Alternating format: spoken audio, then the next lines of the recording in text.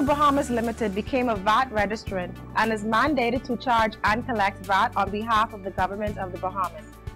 Effective January 1st, 2015, VAT will be added at a rate of 7.5% on all your rev services.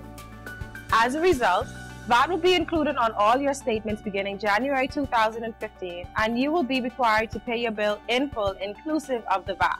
To learn more about the inclusion of VAT on your rev services, visit cablebahamas.com/VAT.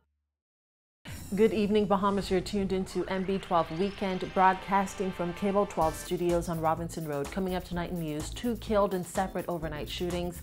The F&M deputy leader talks the sharp increase in murders on Grand Bahama, how government is responding to complaints that VAT is making education unaffordable for some. Plus, if you have a passion for dance, there's an opportunity for you to join the elite National Dance Company of the Bahamas.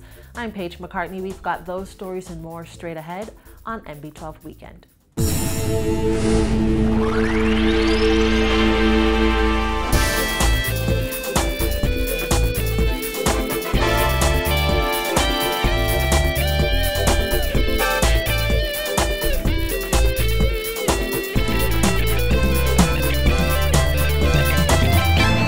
Welcome once again to MB12.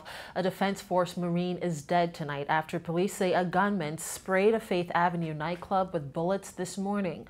Authorities have released surveillance footage of the incident, which left 1 person dead and 2 others in hospital.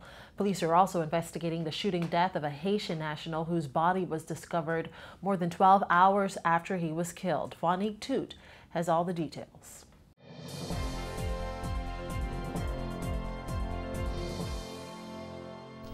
Police have arrested 1 man and are searching for 2 others in connection with this morning's terrifying nightclub shooting, which left a Defense Force Marine dead and 2 others in hospital. Head of the Central Detective Unit, Superintendent Paul Roll, says it all started shortly before one Sunday morning when 4 men got into an argument at G-Spot nightclub on Faith Avenue. At least 2 other males. These 2 males left the club and returned a short time later, and upon their return, one of these men was armed with a handgun, which he began discharging shots from the outside of the establishment, shooting out the front entrance door. Surveillance footage released by authorities shows the dramatic incident from different angles as club patrons run for their lives. Outside the nightclub, 1 man is shown firing shots before the handgun is snatched away by another man. Another surveillance camera captures a gunman firing shots at the club's entrance door, shattering the glass. A gunman wearing a white Jordan t-shirt then storms into the club searching for the men he got into an argument with. Patrons, on seeing him, began to run and to get away from him. He began discharging shots indiscriminately into the crowd of the persons on the inside. A male who was standing on the inside was struck to the upper back and transported to, he was pronounced dead on the scene. This male, whom we believe to be a Marine with the Royal Bahamas Defense Force. Eyewitnesses say many of them ran into the bathroom to seek cover as the gunman sprayed bullets in every direction. We understand the gunman kicked down the bathroom door and clubgoers begged for their lives. Footage then shows the gunman and another man storming out of the club, damaging the door. Chief Superintendent Roll says the Defense Force Marine killed during the incident is 21 years old, and his family members flew in from Andros today to meet with police. He says 2 other men were injured during the incident and are being treated in hospital. 1 man was shot in the arm and stomach while the other was reportedly punched in the mouth. Roll says he does not believe the Defense Force Marine and the 2 other men were the intended targets, noting the men who got into an argument with the gunman were not harmed. Rolls says police arrested one suspect in Kim's Crescent. He was on bail after being charged with murder and was found with marijuana in his possession when he was arrested. Several other men with him were also taken into custody for drugs possession. However, Rolls says the search continues for 29-year-old LaShawn Bowe and 25-year-old Emmanuel Roll, who are wanted in connection with that nightclub shooting. We want to see both of these young men for questioning reference to this murder at the club last night, and I appealed to them to turn themselves in. We're satisfied that these young men are responsible, and I would ask them and ask your family to bring them in, particularly Emmanuel Roll. So I'm saying to Emmanuel Roll, come and turn yourself into the police. Roll says police are also investigating the shooting death of a Haitian national who was found dead in his home on Enia Street last evening. The CDU chief says the victim ran a barber shop in his home. However, after customers showed up but could not get in, the man's neighbors got worried. He did not open up the shop yesterday. Several of his customers showed up, and neighbors became concerned that they had not seen him for the day. His house was still locked, and they dialed his telephone. They can hear the telephone ringing on the inside, so they forced their way into the home after becoming concerned. The man was discovered dead with a gunshot wound to the back of his neck. Roll says police believe he was shot hours earlier. Investigations suggest that about 2 a.m. on Saturday morning, residents reported hearing a barrage of gunshots in the area of just north of the deceased residence. And one of those bullets went through the northern bedroom window, where it struck the victim fatally. Police are asking anyone with information on this incident to contact them anonymously at 328-TIPS. Reporting for NB12, I'm Vonique Tude. And police have arrested a Kemp Road man in connection with the robbery of a female parishioner outside Evangelistic Temple. Roll says the suspect robbed the woman of her cell phone and cash as she was going to church at around 9:30 this morning before taking off in her 2003 1200 series Mercedes-Benz.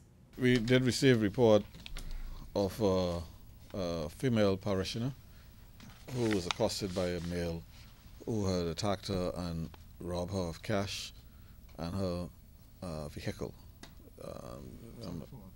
and a cell phone. Roll says the suspect was found with the woman's cell phone. However, police are still searching for her stolen Mercedes. He would not comment on the woman's identity. And in other crime news, authorities are searching for the man who allegedly broke into a woman's home on St. Michael's Road at around 5 this morning and sexually assaulted her after robbing her. We also yesterday, on Saturday afternoon, had received reports from a female who also had alleged that she was at a resident in the St. Anne's area where a male unknown to her came into the residence and forced himself upon her and assaulted her sexually without her consent. Roll says another woman who lives on the Eastern Road also reported being robbed and assaulted this morning. Investigations into those matters continue. Now, while he commended the police force for an 18% decrease in crime last year, F&M Deputy Leader and Central Grand Bahama MP Peter Turnquest says he's not surprised by the 100% increase in murders on Grand Bahama. According to crime statistics presented by Commissioner of Police Ellison Greenslade last week, 10 people were murdered on Grand Bahama in 2014. That's twice the number of people murdered on that island in 2013. Well, Grand Bahama is still experiencing tremendous economic hardship. With that becomes some desperation among some sectors of the population. And so it is not surprising that there is an increase in crime. We have to do something about the root causes, which is to provide jobs and an opportunity for people. Again, our overall policing plan, we need to have another look and see and make sure that the problems that we have here in Nassau are not transferred to other islands. The Family Islands also saw a major increase in murders last year. 5 people were murdered on the Family Islands in 2014. That's up from the 2 people murdered on the Family Islands in 2013. According to statistics, Sunday was the deadliest day of the week last year, with 27 murders being reported on Sundays. May was the deadliest month in 2014, with 16 murders reported. Meantime, nearly half of last year's murder victims were killed between 4 p.m. and midnight. Though crime is said to be down by 18%, Turnquest says Bahamians don't feel any safer. I doubt it very seriously, because we know that the level of crime here is still very much unacceptable. We have a lot of work to do. The government's programs with respect to urban renewal and how this is supposed to be affecting the small man is still not working. We still have levels of poverty that is unacceptable. So if you were to ask the average Bahamian today, they would tell you they're no more feeling safe no more today than they were yesterday. Though the Commissioner of Police indicated that his 2015 policing plan is not much different from last year's plan due to the success of certain initiatives, Turnquest insisted more needs to be done. We need a more intensive and sustained campaign against crime. We need to have these saturation patrols that they talked about in place and operational and in a sustained way. And we need to increase our intelligence gathering capability so that we can get at crime before it happens. In other news, Minister of Education Jerome Fitzgerald says he has heard the cries of students, particularly College of the Bahamas students, who have said the implementation of value-added tax has made it more difficult for them to afford a tertiary education. While VAT was not added to school fees, institutions must charge VAT on related services and fees. In the 3 weeks since the implementation, students and parents have lamented the price increases, with reports of some students even sitting out a semester of college. I've had complaints, particularly from those vendors who are selling food, which is a serious concern for me. And so I have asked the persons within the ministry who are responsible for regulating that to go out and make sure that vendors are not overcharging just as an excuse to raise prices and use VAT as an excuse for it. Because when I listen to some of the increases, there's no way that a 7.5% VAT could result in $1 or $2 increase in the price of a lunch. And so we are regulating that now.